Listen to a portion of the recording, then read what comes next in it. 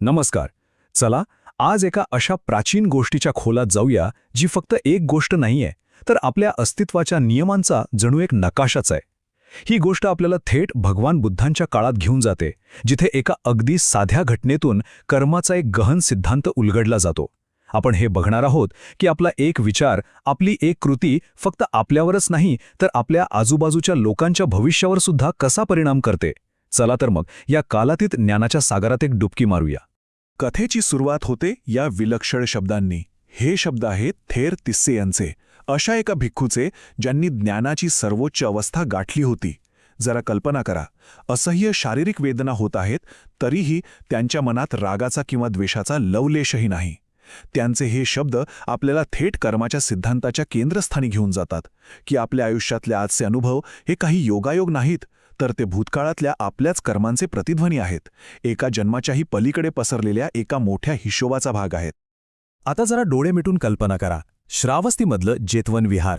दुपारच्या उन्हाची तिरीप झाडांच्या पानांमधून हळुवारपणे झिरपतीये. हवेत धूप आणि फुलांचा एक मंद सुगंध दरवळतोय. याच शांत वातावरणात भगवान बुद्ध आपल्या भिक्खू संघाला धम्माचा उपदेश देत असत आणि इथेच कर्माचा सिद्धांत शिकवला गेला. कर्म म्हणजे काय? ते काही नशिबाचा खेळ नाहीये, तो एक नैसर्गिक नियम आहे, अगदी गुरुत्वाकर्षणासारखा. बुद्ध शिकवतात की प्रत्येक कृती, प्रत्येक शब्द आणि प्रत्येक विचारामागे एक चेतना किंवा हेतू असतो, आणि हाच हेतू कर्माचं बीज पेरतो, ज्याचं फळ आज ना उद्या आपल्याला भोगावं लागतंच. या इतक्या मोठ्या सिद्धांताचं सार माहितीये कुठे आहे? ते धम्मपदातील फक्त 4 ओळींच्या एका शक्तिशाली श्लोकात सामावलेला आहे. हा श्लोक म्हणजे जणू एक कंपास आहे, जो मानवी अस्तित्वाच्या 4 वेगवेगळ्या दिशा दाखवतो. आपण पुढे पाहणारच आहोत की हे छोटंसं काव्य कसं एका संपूर्ण कथेचं आणि त्यातल्या प्रत्येक पात्राच्या नशिबाचं अचूक स्पष्टीकरण देतं. आता आपण त्या मूळ ध्वनीकडे, त्या मूळ शब्दांकडे वळूया. मी हा श्लोक त्याच्या मूळ पाली भाषेत पठण करणार आहे. ही तीच भाषा आहे ज्यामध्ये 2500 वर्षांपूर्वी बुद्धांनी आपलं ज्ञान जगाला दिलं. या शब्दांच्या कंपनांवर लक्ष केंद्रित करा आणि त्यानंतर आपण त्याच्या अर्थाच्या खोलात जाऊया. गभ्भमेके उपज्जन्ति निरयम पापकम्मिणो सग्गम सुगतिनो यंती परिनिभ्भंती अनासवा. तर हे आहे त्या श्लोकाचं भाषांतर. या 4 मार्ग अगदी स्पष्ट दिसतात. पहिला मार्ग आहे मानवी जन्माचा, दुसरा आहे दुष्टकर्मांमुळे मिळणाऱ्या यातनेचा, तिसरा मार्ग आहे पुण्यकर्मांमुळे मिळणाऱ्या देवलोकाचा, आणि चौथा आणि अंतिम मार्ग आहे सर्व विकारांपासून मुक्त होऊन निर्वाण प्राप्त करण्याचा. हे 4 मार्ग म्हणजे दुसरं तिसरं काही नसून आपल्या कर्मांच्या निवडीचे 4 संभाव्य परिणाम आहेत. यातला पहिला महत्त्वाचा शब्द आहे निरय. याचा शब्दशः अर्थ होतो प्रगती नसलेले किंवा खाली जाणारे. पण एक गोष्ट लक्षात घ्या, हे ख्रिश्चन धर्मातल्या नरकासारखं बाहेरून शिक्षा देणारं ठिकाण नाहीये. बौद्ध तत्त्वज्ञानानुसार निरय ही एक अत्यंत तीव्र मानसिक यातनेची अवस्था आहे, जी आपल्याच मनात आपल्याच कर्मांमुळे निर्माण होते. जेव्हा द्वेष, क्रोध आणि क्रूरता आपल्या मनाचा ताबा घेतात तेव्हा खरं तर आपण निरय अनुभवत असतो. आणि पापकम्मिणो म्हणजे अशी अकुशल, हानिकारक कर्म करणारा. आणि या श्लोकातलं अंतिम आणि सर्वोच्च ध्येय दाखवणारा शब्द आहे अनास्वा. आसव म्हणजे आपल्या मनाला भ्रष्ट करणारे विष किंवा विकार. यात कामवासना, अस्तित्वाची आसक्ती आणि अज्ञान यांसारख्या गोष्टी येतात. अनास्वा म्हणजे या सगळ्या विकारांपासून पूर्णपणे मुक्त झालेली व्यक्ती, म्हणजेच अर्हत. अशा व्यक्तीच्या मनात लोभ, द्वेष आणि अज्ञानाची आग कायमची विझलेली असते. ती व्यक्ती जीवनमरणाच्या फेऱ्यातून मुक्त होऊन परिनिर्वाण प्राप्त करते, जी शांतीची आणि मुक्तीची अंतिम अवस्था आहे. चला तर मग बघूया हा श्लोक प्रत्यक्ष आयुष्यात कसा दिसतो. ही गोष्ट आहे 3 लोकांची ज्यांची आयुष्य एका माणक्यामुळे एकमेकांशी जोडली जातात आणि कायमची बदलून जातात.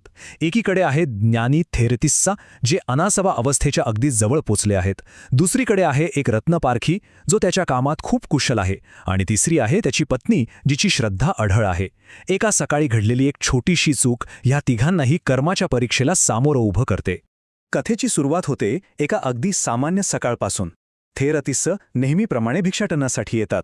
त्याचवेळी राजाचा एक दूत एक अत्यंत मौल्यवान माणिक घेऊन येतो. तो माणिक रक्तासारखा लालभडक आहे. रत्नपारखी नुकताच काहीतरी मांस कापून आलेला असतो आणि त्याचे हात रक्ताने माखलेले आहेत. तो माणिक हातात घेतो तेव्हा त्या रक्तामुळे तो अगदी मांसाच्या तुकड्यासारखा दिसतो.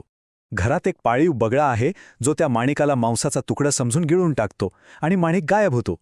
रत्नपारख्याच्या हृदयाचा ठोकाच चुकतो. राजाचा माणिक जर तो नाही सापडला तर आपलं काय होईल, या भीतीतून त्याच्या मनात संशयाचं पहिलं बीज पेरलं जातं. आणि इथेच कथेला एक नाट्यमय वळण मिळतं. एकाच परिस्थितीत दोन मनांच्या प्रतिक्रिया पूर्णपणे भिन्न आहेत.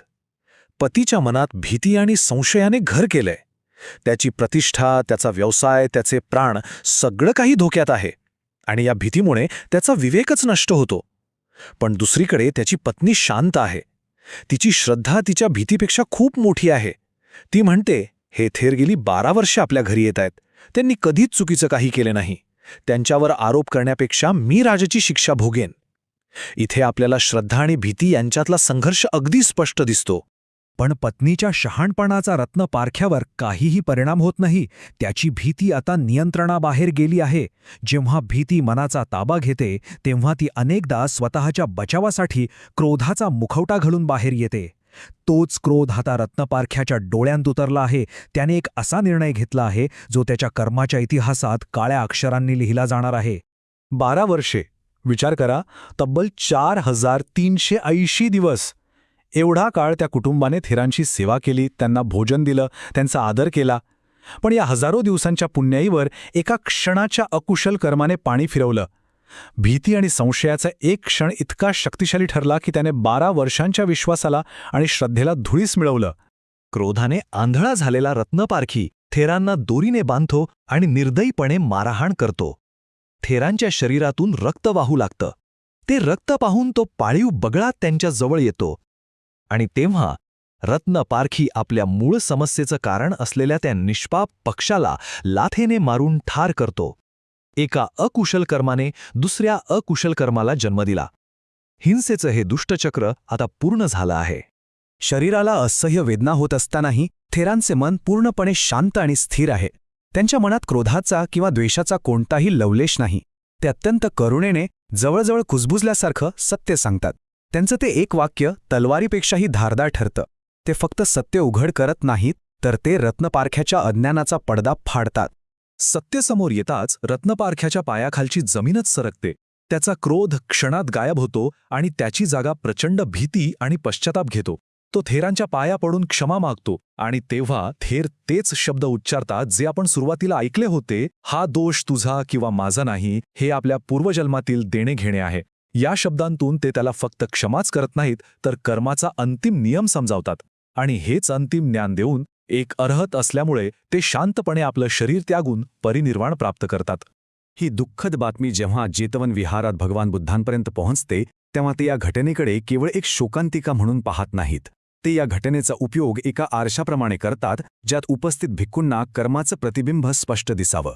ते या कथेतील प्रत्येक धागा उलगडून दाखवतात आणि प्रत्येक पात्राच्या कर्माचं आणि त्याच्या अटळ परिणामाचं विश्लेषण करतात. आणि इथेच आपल्याला त्या 4 ओळींच्या श्लोकाचं जिवंत उदाहरण दिसतं. बुद्धांनी स्पष्ट केलं, रत्नपारखी ज्याची कर्म पापकम्मेणो म्हणजे दुष्ट होती, तो निरय म्हणजे यातनामय अवस्थेत गेला. त्याची पत्नी जी सुगतीनो म्हणजे धार्मिक होती, ती सग्गम म्हणजे देवलोकात गेली. बगळा ज्याने आपलं पूर्वकर्म भोगलं, तो गब्भमेके म्हणजे मनुष्य योनी त्याच घरात जन्माला आला. आणि थेरतिस्स जे अनासावा म्हणजे आसक्तीमुक्त होते, त्यांनी परिनिब्बंती म्हणजे परिनिर्वाण प्राप्त केलं. 4 पात्र, 4 कर्म आणि त्या श्लोकात सांगितलेले 4 अचूक परिणाम. कर्माचा नियम किती सुस्पष्ट आणि अटळ आहे हे यातून सिद्ध होतं. ही गोष्ट जरी 2500 वर्षे जुनी असली तरी ती आपल्या प्रत्येकाच्या आत आजही घडत आहे. रत्नपारखी, त्याची पत्नी आणि थेरतिस्सा ही केवळ पात्र नाहीत, तर त्या आपल्या मनाच्या वेगवेगळ्या अवस्था आहेत. चला आता या प्राचीन प्रयोगशाळेतून बाहेर पडूया आणि आजच्या जगात या सिद्धांताचा सराव कसा करायचा ते पाहूया. जरा विचार करा, तुमच्या बॉसने सगळ्यांसमोर तुमच्यावर एका चुकीचा आरोप केला जी तुम्ही केलीच नाही. त्या क्षणी तुमच्या मनात काय येतं? रत्नपारख्यासारखा क्रोध आणि बचावात्मक पवित्रा, की त्याच्या पत्नीसारखी शांतता आणि सत्य परिस्थिती समजून घेण्याची वृत्ती? किंवा विचार करा, सोशल मीडियावर तुमच्याबद्दल कोणीतरी चुकीची माहिती पसरवली. तुमची पहिली प्रतिक्रिया काय असेल? लगेच रागाने उत्तर देणं? या प्रत्येक क्षणी आपण एक निवड करत असतो. आपण भीतीने निर्याचं बीज पेरत आहोत की श्रद्धेने देवलोकाचं? तर मग प्रत्यक्ष सराव काय आहे? तो या 4 सोप्या पायऱ्यांमध्ये आहे. पहिली पायरी, लक्ष द्या. जेव्हा मनात राग, भीती किंवा दोषारोपाची भावना निर्माण होते तेव्हा तिला ओळखा. फक्त स्वतःला सांगा, ठीक आहे, आता मनात क्रोध आहे. दुसरी पायरी, थांबा, लगेच प्रतिक्रिया देऊ नका. एक दीर्घ श्वास घ्या. कृती आणि प्रतिक्रियेमधली ही छोटीशी जागाच तुमची सर्वात मोठी शक्ती आहे. तिसरी पायरी, प्रश्न विचारा. स्वतःला विचारा, मी इथे कोणत्या माणिकाचं रक्षण करतोय? माझ्या अहंकाराचं, माझ्या प्रतिष्ठेचं? आणि चौथी पायरी, विवेकाने निवडा. आता घाबरून प्रतिक्रिया देण्याऐवजी शहाणपणाने प्रतिसाद द्या.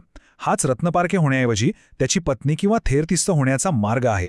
तर ह्या कथेतील अंतिम सत्य हेच आहे की आपलं नशीब कोणी देव किंवा बाहेरची शक्ती ठरवत नाही, ते आपणच ठरवतो. प्रत्येक क्षणी, प्रत्येक विचाराने, प्रत्येक शब्दाने.